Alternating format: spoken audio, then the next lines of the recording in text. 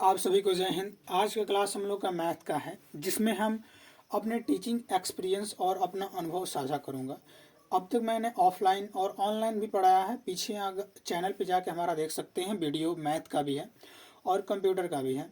तो हम आपके साथ ये मैथ का टॉपिक शेयर कर रहे हैं, जिसमें आज का टॉपिक हम लोग का है नंबर सिस्टम। नंबर सिस्टम में संख्या क्या होता है, अंक क्या होता है, सम संख्या, विषम संख्या, भाज्य संख्या, अभाज्य संख्या, यानी कह सकते हैं क्लासिफिकेशन ऑफ नंबर।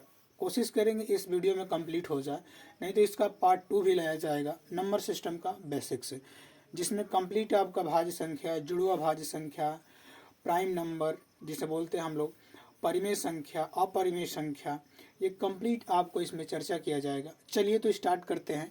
और सबसे पहले हम आपको बताना चाहेंगे संख्या पद्धति, जो यहाँ पे लिखे हम टॉपिक आपका संख्या पद्धति। ये संख्या पद्धति होता क्या है? तो संख्या पद्धति देखिए क्या है, इसका दो वर्ड क्या है, एक है संख्या, दूसरा है पद्धति यानी संख्या। ओके, तो आपको हम सबसे पहले बताएंगे कि संख्या बताने से पहले आपको हम अंक बताएंगे। संख्या बताने से पहले आपको हम अंक बताएंगे और अंक बताएंगे। अंक क्या होता है? अंक को हम लोग क्या बोल देते हैं? डिजिट। अंक को डिजिट बोलते हैं। अब डिजिट मतलब क्या? यहाँ पे हम लोग नॉर्मली किसको पढ़ने वाले हैं, यानी decimal number system. Decimal number system को पढ़ने वाले हैं। डेसिमल कहने का मतलब क्या है कि अगर आपको कंप्यूटर का नॉलेज होगा तो जिसमें बाइनरी होता है, बाइनरी ऑक्टल होता है, हेक्साडेसिमल होता है, ये अलग अलग नंबर सिस्टम होता है, लेकिन हम लोग किसको पढ़ने वाले हैं? डेसिमल को। अब डेसिमल नंबर सिस्टम में क्या होता है कि 0, 1, 2, 3, 4, 5, 6, 7, 8, 9, यानी 0, 1, 2, 3, 4, 5, 6, 7, 8, 9 इतने अंक होते हैं। इतने अंक होते हैं। इन अंकों को मिलाकर, यानी इन अंकों को मिलाकर ही हम क्या बना देते हैं? संख्या। यानी कह सकते हैं कि अंकों के सार्थक क्रम या सार्थक समूह को ही हम क्या बोल देते हैं? संख्या। तो मैथ पढ़ने से पहले आपको अंकों के बारे में जानकारी होना चाहिए। ठीक, तो ये 0, 1, 2, 3, 4, 5, 6, 7, 8, 9 जो इसमें दिया है, इसमें कौन सम संख्या है, कौन विषम संख्या है, कौन भाज्य संख्या है, कौन अभाज्य संख्या है, कौन परिमेय संख्या है, ये कंप्लीट ये इसी टॉपिक में बताया जाएगा, जिसे बोलते हैं नंबर सिस्टम, संख्या पद्धति। ठीक, अब संख्या पद्धति आपको हम बता देंगे कि संख्या कहते आखिर किसे हैं। तो संख्या क्या होता है कि अंकों के सार्थक समूह को ही संख्या बोला जाता है। अंकों के सार्थक समूह को संख्या बोला जाता है। जैसे मान लीजिए हम यहाँ से 1 उठाते हैं, 2 उठाते हैं और 3 उठाते हैं। अगर हम यहाँ पे 1, 2, 3 लिख दिया ऐसे, तो ये हमारा क्या बन गया? 123। इसी को हम उलट के ऐसे लिख दे 3, 2, 1, 321। ओके, तो एक सार्थक क्रम हमने लगाया, जिससे क्या बन गया? संख्या। तो आशा है कि संख्या और अंक में आपको अंतर पता होगा। तो ओके, तो ये 1, 2, 3 ये क्या है? हम कह सकते हैं नंबर है, या यह है संख्या। यह नंबर है या इसे हम क्या कह सकते हैं? संख्या है। इसमें अंक कितने हैं, डिजिट कितने हैं? तो अंक है 3। कैसे? 1, 2, 3, यानी 3 डिजिट इसमें है। ओके, तो ये तो संख्या पद्धति में संख्या और अंक के बारे में परिचय हुआ। ठीक है, अब आगे देखेंगे हम लोग संख्या पद्धति कहते किसे हैं। संख्या पद्धति किसे कहते हैं? तो किसी भी नंबर यानी किसी भी संख्या को दर्शाने के लिए जिस सिस्टम की आवश्यकता होती है, किसी न किसी प्रकार के सिस्टम की आवश्यकता होती है, उसे हम नंबर सिस्टम यानी संख्या पद्धति कहते हैं। ओके, संख्या पद्धति कहते हैं। अब बात हम लोग करेंगे आगे संख्याओं का वर्गीकरण। संख्याओं का वर्गीकरण पे बात करेंगे कि संख्या कितने प्रकार की होती हैं, इसको कितने भागों में बांटा गया है, सम संख्या कहाँ आएगी, विषम संख्या कहाँ आएगी। ओके, तो चलिए आगे बढ़ते हैं और इसको हम रफ कर लेते हैं। अब आगे होगा कि संख्याओं का वर्गीकरण, यानी जब हमने अंकों को मिलाकर संख्या बना दिया तो इन संख्याओं का वर्गीकरण तो होता होगा। तो संख्याओं का वर्गीकरण हम लोग 3 प्रकार से किए हैं। यानी पहला वास्तविक संख्या, यानी संख्या 3 प्रकार की होती है। पहला वास्तविक संख्या, दूसरा एक होती है काल्पनिक संख्या, तीसरा सम्मिश्र संख्या, जिसे हम लोग क्या बोलते हैं? Real number. वास्तविक संख्या इमेजिनरी नंबर काल्पनिक संख्या, कॉम्प्लेक्स नंबर यानी सम्मिश्र संख्या। अब इसका मतलब क्या हुआ, देखिए वास्तविक संख्या सीधा समझिएगा कि जिस संख्या को नंबर लाइन क्या होता है कि जैसे हम यहाँ पे एग्जांपल लेते हैं, यहाँ पे जो नंबर लाइन बीच में 0 होता है, इधर क्या होगा -1, इधर क्या 1, और इसी प्रकार ये अनंत तक जाएगा, इनफाइनाइट तक, और ये भी आपका इनफाइनाइट तक जाता है। तो जिस संख्या को नंबर लाइन पर रिप्रेजेंट यानी दर्शा सकते हैं उसे वास्तविक संख्या कहते हैं। ओके, यानी कह सकते हैं कि वास्तविक संख्या को हम नंबर लाइन पे दर्शा सकते हैं। ओके, जिसमें पूर्णांक भी आते हैं, डेसिमल यानी दशमलव नंबर भी आते हैं, दशमलव संख्या भी आती है किसमें, वास्तविक संख्या में। यानी कह सकते हैं कि जिस संख्या को आयोटा यानी जिसको हम आई बोलते हैं, आयोटा के रूप में, जिस संख्या को आयोटा न लगा हो यानी जिस संख्या को आयोटा के रूप में न लिख सके वो हमारा वास्तविक संख्या है। यानी सीधा अर्थ है कि जिस संख्या को आयोटा यानी जिस संख्या में आयोटा ना लगा हो उसे वास्तविक संख्या कहते हैं। ओके, वास्तविक संख्या ही हम लोग को पढ़ना है, ये काल्पनिक संख्या हम लोग को नहीं पढ़ना, ना ही सम्मिश्र संख्या पढ़ना है, हम लोग को पढ़ना है वास्तविक संख्या। अब ये काल्पनिक संख्या के बारे में बताना चाहेंगे। काल्पनिक संख्या होता क्या है, यानी काल्पनिक संख्या वह संख्या जो आयोटा के फॉर्म में लिखी जाती है। आयोटा क्या होता है, जैसे एग्जांपल यहाँ पे लीजिएगा काल्पनिक संख्या का, यानी जैसे कोई संख्या है जिसको करड़ी में, यानी वह संख्या जिसको करड़ी में, और माइनस वह ऋणात्मक संख्या जिसको करड़ी में लिखा जाता हो, काल्पनिक संख्या के अंतर्गत आती है।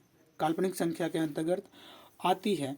जैसे √-2 यानी करड़ी -2, इसको बाहर लिखने के लिए आयोटा यानी 2i लिखना पड़ता है। 2i क्यों, कि i का जो मान होता है, i का मान जो होता है, i का मान रूट में होता है, यानी i के मान की अगर बात की जाए तो √-1 होता है। i का मान √-1 होता है।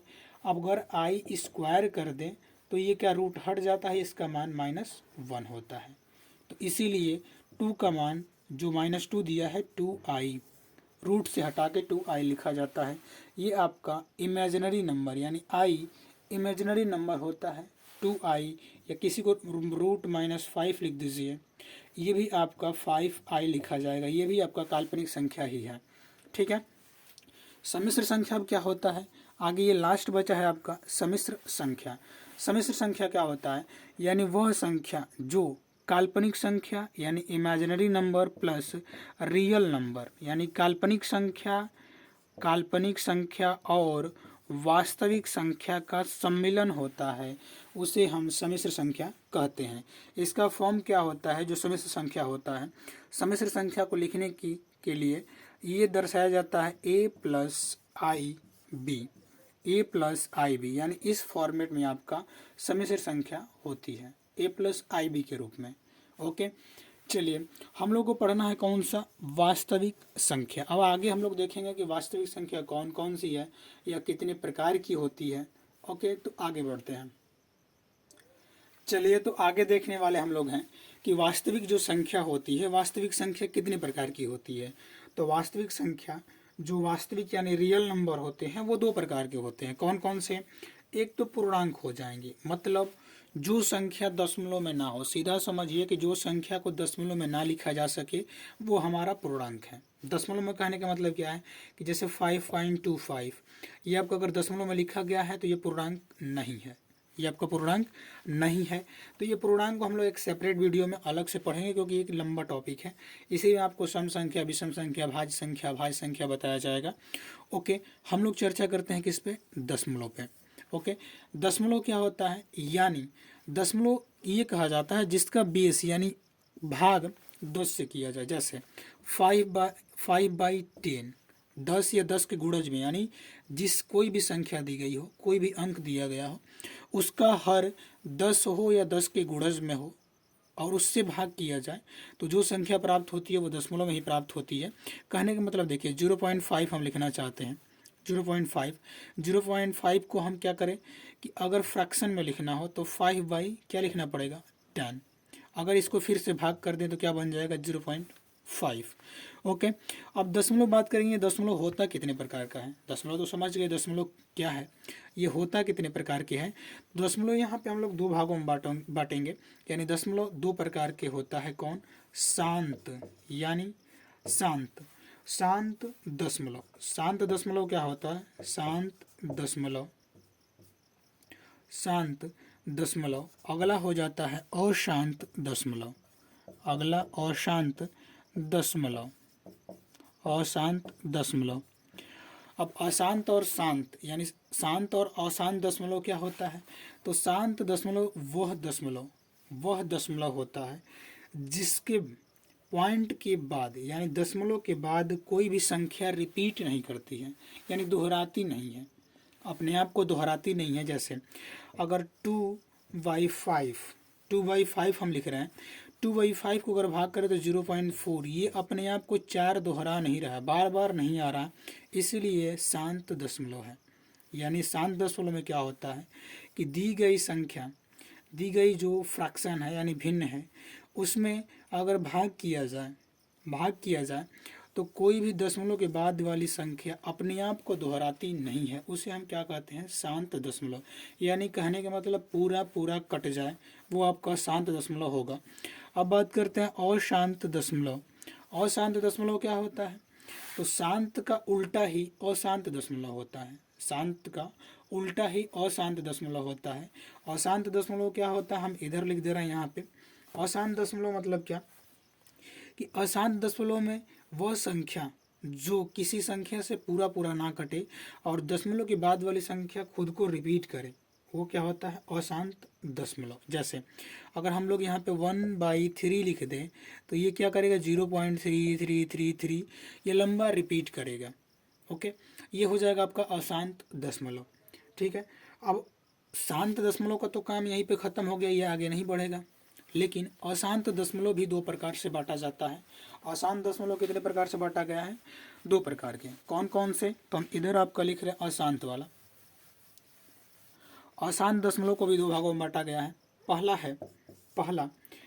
हो जाता है आवर्त, यानी आवर्ती कह सकते हैं, आवर्ती अशांत दशमलव, आवर्ती अशांत दशमलव, आवर्ती अशांत दशमलव। ओके, अब ये क्या होता है? आवर्ती मतलब समझिए सीधा, आवर्ती मतलब जो संख्या यानी पॉइंट के बाद की संख्या खुद को रिपीट करे, वो हो जाता है आवर्ती अशांत दशमलव। आवर्ती अशांत में यानी दशमलव के बाद कोई एक या एक से अधिक अंक बार बार अपने आप को दोहराता है, उसे हम क्या कहते हैं? आवर्ती अशांत दशमलव। जैसे 1/3 एग्जाम्पल है इसका, 0.333 डैश डैश डैश। इसको आगे हम लोग पढ़ेंगे कि इसको क्या लिख देते हैं? 0.3 पे बार, ऐसे लिखते हैं इसको। ओके, दूसरा क्या होता है इसमें? दूसरा हो जाता है, एक तो हो गया आवर्ती अशांत दशमलव किसका? अशांत दशमलव का, और दूसरा हो जाता है अनावर्ती, अनावर्ती यानी अनावर्ती अशांत दशमलव, अनावर्ती अशांत दशमलव। इसका मतलब क्या है?